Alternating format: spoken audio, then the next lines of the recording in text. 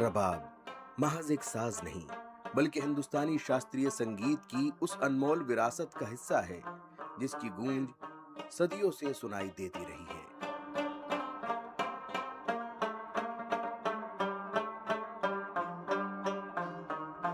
अपनी खास बनावट, अलग अंदाज और दिल को छू लेने वाली धुन की वजह से इस साज ने भारतीय मौसीकी को एक नई पहचान दी।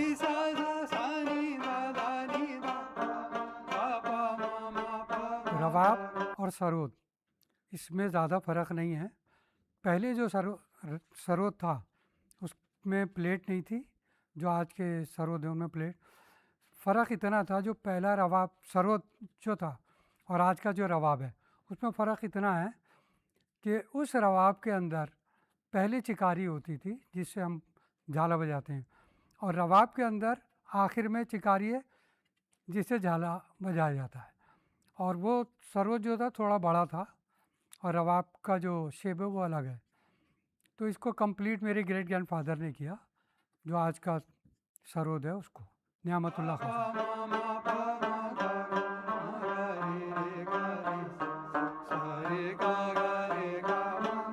इसी विरासत को अपनी खानदानी रिवायत, बरसों के रियाज और अपने फन के जरिए आगे बढ़ाने वाले पद्मश्री उस्ताद गुलफाम अहमद साहब ने रबाब को सिर्फ जिंदा ही नहीं रखा, बल्कि उसे नई नस्ल तक पहुंचाने का भी अहम काम किया। ये जो मेरा संगीत है मेरे पूर्वजों की देन है, और मैं 7वीं पीढ़ी में हूँ और 8वीं पीढ़ी में मेरा बेटा है। और हमने इसमें बहुत एक्सपेरिमेंट भी किए हैं। जैसे हमारे यहाँ पहले रबाब सिखाया जाता है, उसके बाद सरोद। तो ये चलते चलते काफ़ी इसमें मुझे एक सुकून मिलता है।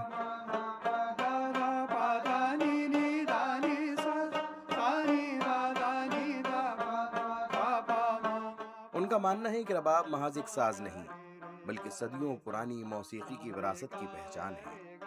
संगीत के जानकार इसे सरोद का पूर्वज भी मानते हैं।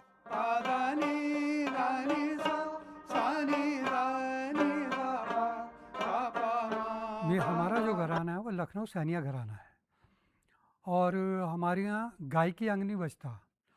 गत, तोड़ा, विलंबित गत, मध्य लय की गत, गायकी अंग हमारे यहाँ नहीं है, क्योंकि बंदी जो होती है वो गाने की होती है। और तंत्रवाद में गत और तोड़ा बजता है। राग तो खैर हैं, बहुत सारे राग हैं, ये तो इतने राग हैं, बहुत से राग हैं, इनकी तो कोई इंतहा ही नहीं है। लेकिन हमारे यहाँ जो बजाया जाता है वो तंत्रवाद बजाया जाता है, कि जो वाद्य में ही है। अब वो गायकी या बंदिश जो है वो गाने में होती है, और ये गत जो होती है ये बजाने में होती है। गत है, विलंबित की गत है, और द्रुत लय की गत है, झाले हैं, बहुत सारी चीज़ें हैं, जोड़ है। तो गाना अलग है, बजाना अलग।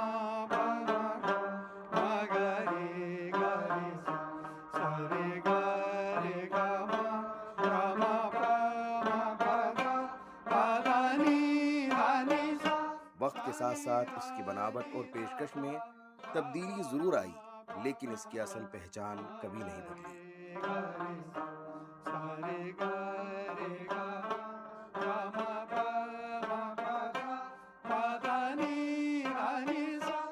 आज भी जब रबाब की तार छिड़ते हैं तो उनमें तारीख, तहजीब और हिंदुस्तानी शास्त्रीय संगीत की गहरी परंपरा एक साथ सुनाई देती है।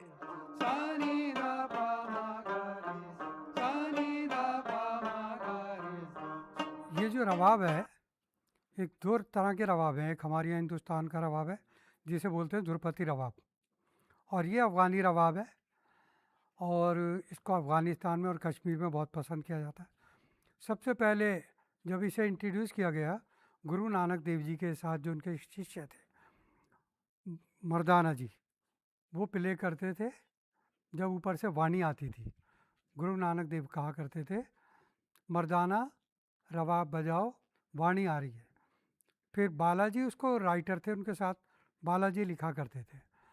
तो ये बहुत पुराना एक साज़ है और हमारा जो हिंदुस्तान का रबाब है जिसे दुर्पति रबाब बोलते हैं, ये सैनिया घराने का रबाब है।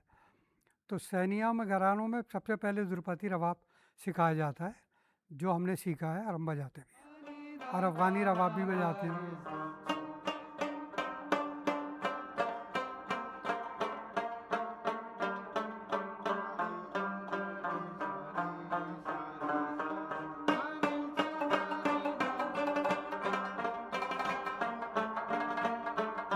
उस्ताद शागिर्द की परंपरा के बारे में उस्ताद गुलफाम अहमद का कहना है कि यह हिंदुस्तानी शास्त्रीय संगीत की सबसे बड़ी ताकत है।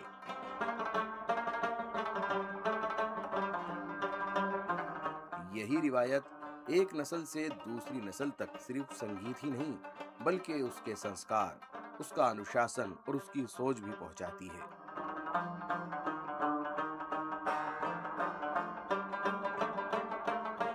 गुरु शिष्य की परंपरा ये रही है, एक तो सीखना होता है सामने बैठ के और गंडा बनवाया जाता है, और एक होता है सीखना आए, उस्ताद को पैसे दे दिए और सीखा, गंडा बनवाए नहीं, और वो अपने टाइम जैसा भी है। कुछ लोग शौकिया सीखते हैं, कुछ लोग प्रोफेशनल के हिसाब से सीखते हैं।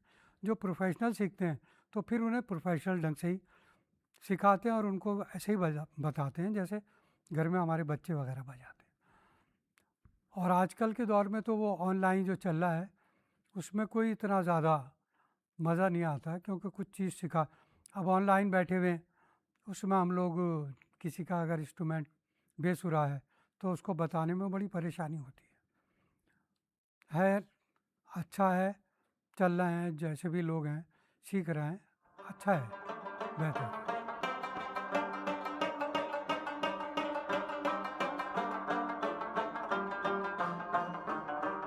उनके मुताबिक किसी भी फनकार को हुनर विरासत में मिल सकता है, लेकिन उसे मुकम्मल बनाने का काम सिर्फ रियाज करता है। बरसों की मेहनत, सब्र और लगातार की गई रियाजत ही किसी फनकार के सुरों में गहराई और पुख्तगी लाती है।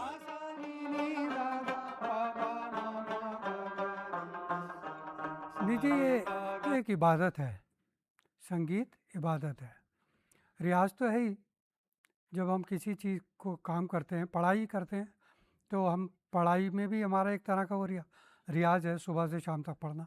तो ये एक इबादत है जो हम लोगों के यहाँ सुबह 4 बजे उठ के इसको का रियाज किया जाता है, और वो एक ध्यान लगाया जाता है, और वो ध्यान लगाने से फिर वो एक तरह से वो बन जाता है, हमारा इबादत ही हो जाती है।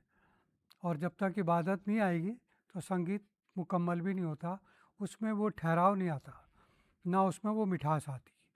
अब मैं रबाब जो बजाता हूँ तो ये क्लासिकल बजाता हूँ मैं, धुनें भी हैं, ज़्यादातर लोग धुनें बजाते हैं, लेकिन मैंने इसको क्लासिकल में डाला है, क्योंकि मैंने क्लासिकल सीखा, मेरे वालिद, मेरे दादा, मेरे परदादा 7 नस्लों से है हमारी।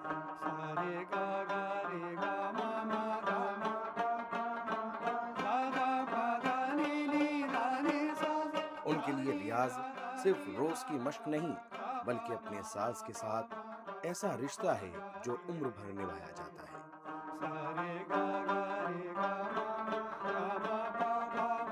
वो हमेशा इस बात पर जोर देते हैं कि किसी भी फन की असली पहचान तभी बनी रहती है जब उसे सीखने और सिखाने का सिलसिला लगातार चलता रहे।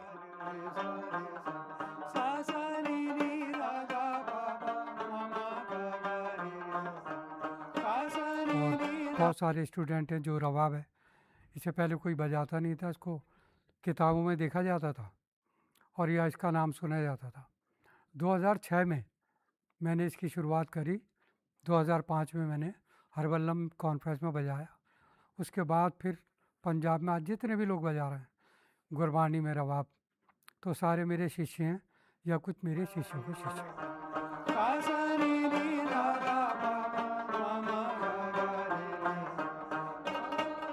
उन्होंने अपने शागिर्दों को सिर्फ रबाब बजाना ही नहीं सिखाया, बल्कि उस्ताद का अदब, अनुशासन और रियाज की अहमियत भी समझाई। उनका मानना है कि यही बातें किसी भी फनकार की असली बुनियाद होती हैं।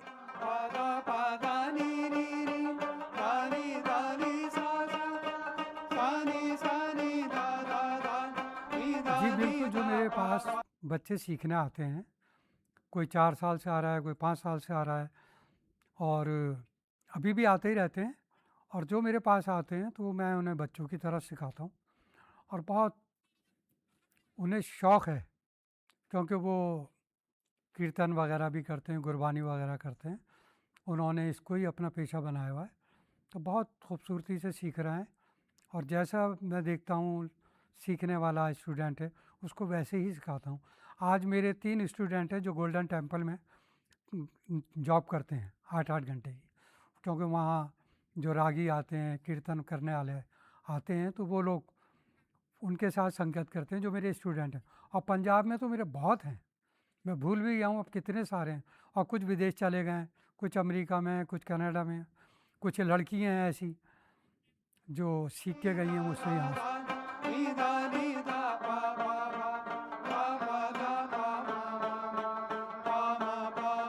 उन्होंने बताया कि संगीत की सबसे बड़ी ताकत लोगों को जोड़ने में है। यही वजह है कि उन्होंने भारत के साथ साथ अफगानिस्तान में भी रबाब और हिंदुस्तानी मौसीकी की रिवायत को आगे बढ़ाने का काम किया। उनके मुताबिक सुरों की अपनी एक जुबान होती है, जिसे समझने के लिए ना किसी तर्जुमे की जरूरत पड़ती है और ना ही किसी सरहद की।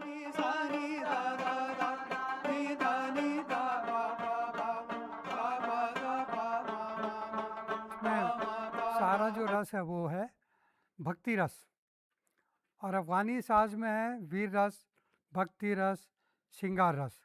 ये सारे रस इसमें आ जाते हैं और आज भी बहुत पसंद किया जाता है। मैं अभी भी अफ़गानिस्तान जाता हूँ और वहाँ बहुत सारे स्टूडेंट हैं जो मुझसे सीखते हैं, जबकि वहाँ बंद है रबाब, संगीत वगैरह। लेकिन मेरे स्टूडेंट मुझे बुलाते हैं और मैं हफ्ता 10 दिन के लिए जाता हूँ, तो बेसमेंट में वो लोग मुझसे क्लासेस लेते हैं और मैं सिखा के फिर आता हूँ। और काफ़ी अच्छा वो लोग सीख रहे हैं। अब वो यहाँ आ नहीं सकते क्योंकि मेरे पास कोई ऐसी जगह है नहीं, मेरा कोई स्कूल है नहीं, ना मेरा घर इतना बड़ा है जो मैं उन्हें वहाँ से यहाँ बुलाऊँ। तो यहाँ दिल्ली में जितने भी बच्चे हैं जो सीखते हैं मुझसे, वो आते हैं, मुझसे तालीम लेते हैं, मैं सिखाता हूँ।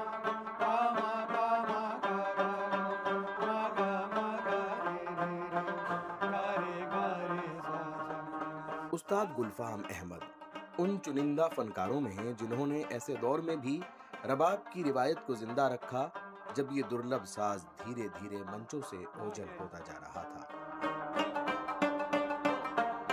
उनका मानना है कि किसी भी विरासत को बचाए रखने के लिए सिर्फ हुनर नहीं, बल्कि हौसला, सब्र और अपने फन के तई सच्ची लगन भी उतनी ही जरूरी होती है।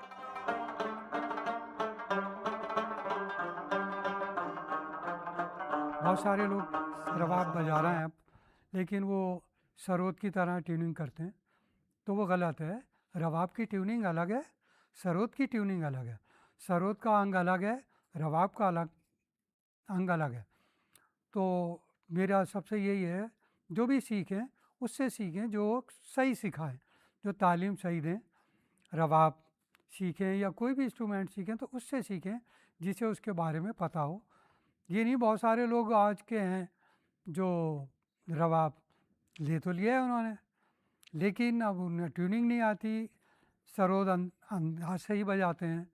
तो वो एक मुझे भी अच्छा नहीं लगता ये, भाई इससे अच्छा सरोद ही बजाओ, रबाब क्यों बजा रहे हो। सा सा सा सा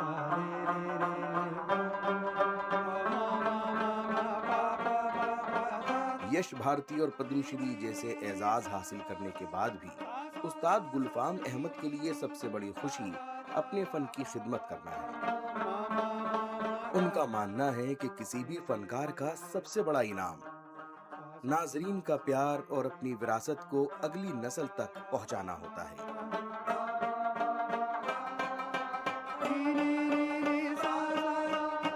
मेरे अंदर ये अवार्ड मिलने से बहुत झुकाव आ गया है। पहले मैं किसी को कुछ नहीं समझता था, लेकिन जब से ये अवार्ड मिले हैं, पता नहीं मुझ में इतना, मैं सब मुझे अच्छे लगते हैं अपने आप का मुझे अपना आप बुरा लगता है कि जो भी लोग हैं वो मुझे देखते हैं, कहते हैं गुलफ़ाम भाई आपको जब से पद्म श्री मिला है तो आप तो बहुत चेंज हो गए। मैंने कहा पता नहीं क्यों चेंज हुआ हूँ मैं, मुझे कुछ समझ में नहीं आता। बहरहाल मेरे अंदर एक ठहराव आ गया और एक ज़मीन से जुड़ा हुआ हूँ मैं। पहले नहीं था, पहले बहुत गुस्से में रहता था मैं, अब तो एकदम गुस्सा ही नहीं आता मुझे। ये उस मालिक का करम है।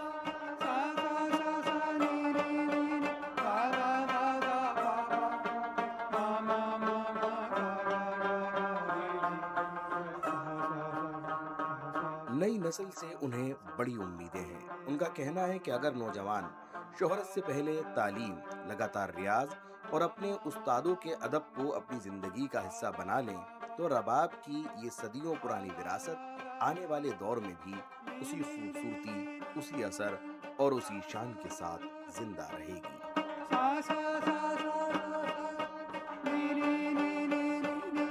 सत श्री अकाल जी, मेरा नाम मोहित सिंह है। मैं आज आपको उस्ताद जी के बारे में कुछ बताना चाहूँगा। मुझे 2 साल हो गए हैं उस्ताद जी के पास में सीखते हुए, 2024 से 26 तक अभी भी रेगुलर क्लास ले रहा हूँ। उस्ताद जी के पास सीखने में बहुत मतलब अच्छा लग रहा है और उस्ताद जी हमें मतलब बिल्कुल बच्चों की तरह सिखाते हैं, बिल्कुल, और अपना बच्चा समझ के, कोई वो नहीं है। और आज तक भी मतलब फीस के लिए कभी फोर्स नहीं किया या कुछ, जितना हमसे होता है उतना ही हम दे देते हैं उस्ताद जी को। कभी भी आज तक ये नहीं है कि भाई ये देना है, ये नहीं है। उस्ताद जी के बाद मतलब सीखते हुए अभी हो गए हैं 2 साल, आगे भी मतलब ये रेगुलर क्लास लेने का प्लान है। बाकी मैं रबाब पे भी कीर्तन भी करने लगा हूँ। सत श्री अकाल जी, मेरा नाम हरमीत सिंह है। मुझे उस्ताद जी के पास क्लास लेते समय 3 महीने हो चुके हैं जी। तो उस्ताद जी, जब मैं नया नया आया था तो मुझे कुछ भी नहीं आता था। अब मैं थोड़ी बहुत अच्छी बजाने लगा हूँ रबाब। उस्ताद जी बहुत ही प्यार से सिखाते हैं, कभी भी मतलब कोई वो नहीं करते, ना डांटते हैं ना कुछ, बहुत प्यार से सिखाते हैं, अपने बच्चों जैसे ही सिखाते हैं हमें भी उस्ताद जी। और मतलब कोई भी दिक्कत नहीं होती उस्ताद जी के सीखने में। मैं चाहूँगा कि मैं आगे भी सीखूँ और बड़ी बड़ी स्टेजों पे मैं बजाऊँ। और मुझे रबाब बजाना बहुत अच्छा लगता है। सत श्री अकाल जी, मेरा नाम हरनाम सिंह है और मैं राजस्थान से बिलोंग करता हूँ। मुझे उस्ताद जी से सीखते हुए 4 महीने हो चुके हैं और उस्ताद जी मुझे अपने बच्चे की तरह सिखाते हैं। उस्ताद जी में बड़प्पन की, जिस बच्चे को पास फीस नहीं होती, जिस बच्चे के पास उस्ताद जी उनको फ्री भी सिखाते हैं। मैं ये कहना चाहूँगा कि जो भी बच्चे उस्ताद जी से सीखना चाहते हैं वो आएँ, उस्ताद जी कम से कम फ़ीस लेते हैं और जिनकी फैमिली गरीब है उनको उस्ताद जी फ्री में भी सिखाते हैं। कोई जाए मंदिर में और कोई दे आजान, कोई जाए गिरजा में और बोले कोई सतनाम, मस्त कलंदर गाता जाए मस्त कलंदर।